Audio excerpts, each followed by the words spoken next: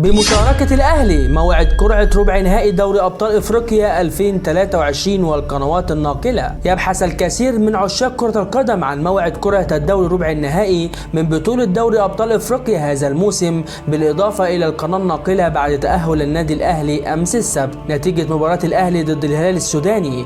ونجح فريق الأول لكرة القدم بنادي الهلال في التأهل إلى الدوري ربع النهائي من بطولة دوري أبطال إفريقيا بعد فوزه على الهلال السوداني ب3 أهداف نظيفة. وتمكنت 8 أندية من التأهل إلى الدوري ربع النهائي من بطولة دوري أبطال إفريقيا، وهي الأهلي، الوداد المغربي، شبيبة القبائل الجزائري، صن داونز الجنوب الافريقي، الرجاء المغربي، وسيمبيا التنزاني، والترجي التونسي، وشباب بلوزداد الجزائري. موعد قرعة ربع نهائي دوري ابطال افريقيا. واكد الاتحاد الافريقي لكرة القدم ان قرعة الدوري ربع النهائي من بطولة دوري ابطال افريقيا ستكون يوم الاربعاء المقبل في تمام الساعة 8:30 بتوقيت القاهرة، وفي تمام الساعة 9:30 بتوقيت مكة المكرمة.